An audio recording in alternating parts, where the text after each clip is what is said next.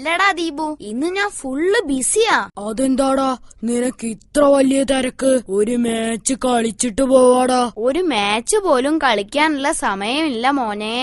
അച്ഛനും അമ്മയും ഒന്നും വീട്ടിലില്ല. ഞാൻ തനിച്ചാണിപ്പ വീട്ടിൽ. അപ്പ പിന്നെ സുഖായില്ലേ? നീ ഇങ്ങോട്ട് വാടാ, നമുക്ക് ഇവിടുന്ന് കളിക്കാം. സോറി ബ്രദർ, അമ്മ തിരിച്ചു വരുമ്പോഴേക്കും എനിക്ക് അമ്മയ്ക്ക് ഒരു സർപ്രൈസ് കൊടുക്കാനുള്ളതാ. അതിന് അമ്മയും അച്ഛനും ഒക്കെ എവിടെ പോയി?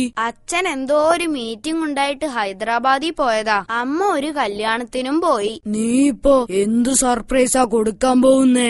അതോ, അമ്മ എപ്പോഴും പറയാറുണ്ട് ഞാൻ ഒരു ജോലിയും ചെയ്യാതെ ചുമ്മാ തിന്നും കുടിച്ചും കളിച്ചും നടക്കാന്ന്. ഇന്നിപ്പൊ അമ്മയില്ലാത്ത ദിവസം വീട്ടിലെ മുഴുവൻ ജോലിയും ഞാൻ ഒറ്റയ്ക്ക് ചെയ്തു തീർക്കാൻ പോവുകയാ. വീട്ടിലെ പണി മുഴുവൻ നീ ഒറ്റയ്ക്കോ? അതിന് നിനക്ക് അതൊക്കെ അറിയോ?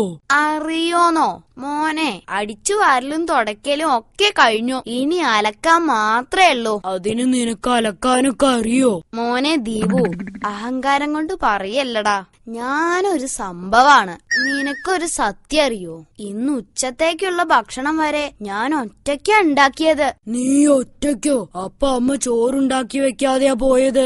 അമ്മ ചോറ് പുറത്തുനിന്ന് കഴിക്കാൻ വേണ്ടി എനിക്ക് 50 രൂപ തന്നു. ഞാൻ ആ കാശുകൊണ്ട് ഒരു പാക്കറ്റ് ന്യൂഡിൽസ് വാങ്ങി ഒറ്റയ്ക്ക് ഉണ്ടാക്കി കഴിച്ചു.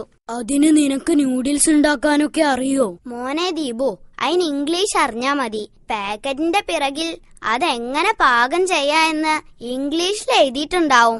അത് വായിച്ച് ഞാൻ അതുപോലെ അങ്ങ് ഉണ്ടാക്കി. എടാ ഭയങ്കര, നീയൊരു സംഭവം തന്നെ. എനിക്ക് സംസാരിച്ചു നിക്കാൻ സമയമില്ല.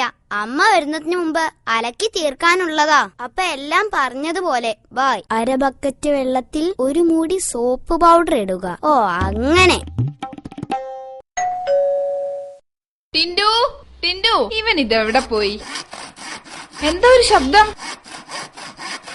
ടിൻഡു, നീ ഇതെന്താ ചെയ്യുന്നത്? അമ്മ വന്നോ?